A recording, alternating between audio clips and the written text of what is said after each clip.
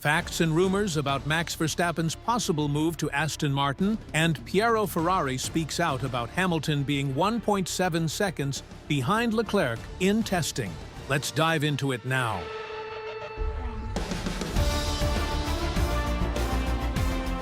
Hello, Pit Lane Report friends. Welcome to another video.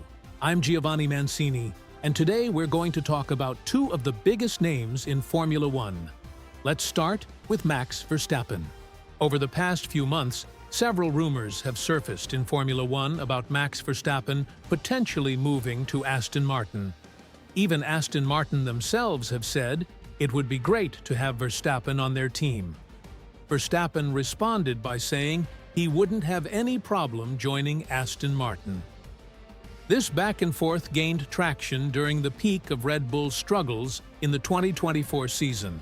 The most recent rumor is the jaw-dropping $1 billion offer Aston Martin is reportedly willing to pay to bring the four-time world champion to their team. As we know, Verstappen is under contract with Red Bull until 2028, but there are confirmed performance clauses in his contract, as Helmut Marko has publicly stated. So, let's separate the rumors from the facts. Rumors: Aston Martin is ready to pay $1 billion for Verstappen to join in 2026. Lawrence Stroll is allegedly planning to replace Alonso. Facts: Aston Martin has openly expressed interest in Verstappen and wants him in the not-too-distant future. Verstappen himself has said he doesn't want to stay in Formula One forever, unlike Alonso or Hamilton, who are still racing at 40. It's also confirmed that Verstappen's contract includes performance clauses, and he has said he's open to leaving Red Bull if necessary. Looking at Aston Martin, they have Adrian Newey, Honda engines, a modernized structure, and a lot of money invested in the team. It's a team that could be built entirely around Verstappen. Some fans imagine a Verstappen-Alonso pairing, but realistically, it would likely be Verstappen and Lance Stroll. Alonso is expected to retire either next year or by 2027, leaving the door wide open for Verstappen. Additionally, Alonso's salary is higher than Lance Stroll's, so replacing Alonso would also save the team money. The mutual interest between Verstappen and Aston Martin gives credibility to these rumors. And honestly, I wouldn't be surprised if the $1 billion rumor is true. Lawrence Stroll is clearly willing to spend big to make Aston Martin a championship-winning team, as evidenced by the massive restructuring efforts. This mutual interest alone is enough to project a possible future where Verstappen joins Aston Martin.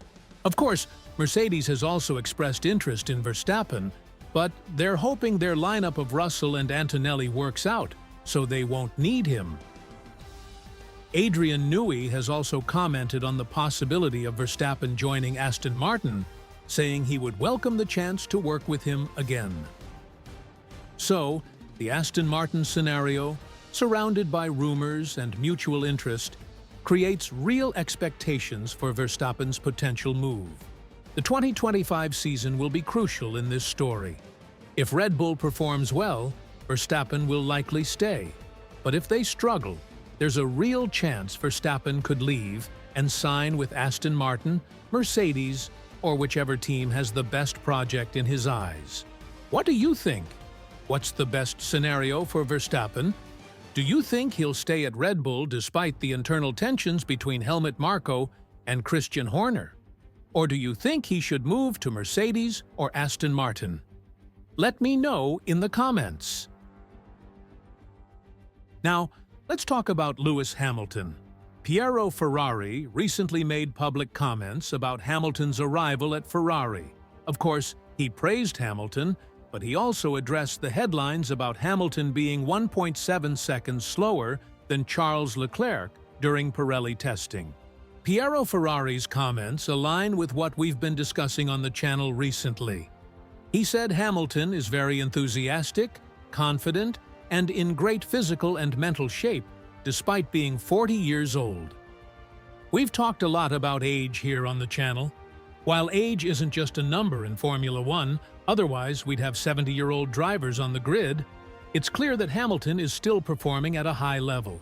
The most important takeaway from Piero Ferrari's comments is that these testing times are not being used as a benchmark to evaluate Hamilton's performance or whether he was a good signing for Ferrari. And that's exactly what we've been saying here on the channel. Whether Hamilton was faster than Leclerc on the first day of testing or slower on another day, these Pirelli test times mean absolutely nothing. Why? Because these are mule cars adapted for 2026 regulations. We don't know what tires each driver was using. Hamilton could have been on hard tires while Leclerc was on softs. We don't know the fuel loads, car setups, track conditions, or even the temperature differences between their runs. These times are so insignificant that McLaren, using their 2023 car, was faster than Ferrari's 2024 car during the tests. And we know the 2024 cars are faster than the 2023 ones. So there's no point in overreacting to these numbers. Could Hamilton be faster than Leclerc during the season? Absolutely. Could Leclerc be faster than Hamilton? Of course. We'll only know once the season starts. But this 1.7-second gap in testing, it's meaningless. I agree with Piero Ferrari that Hamilton seems like an excellent signing for Ferrari. He looks great, and there's no reason to worry about these test results. What's your take on this?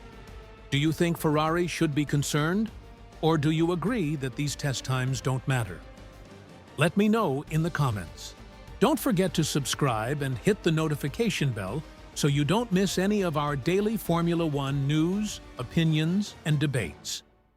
A big hug, thanks, and see you next time.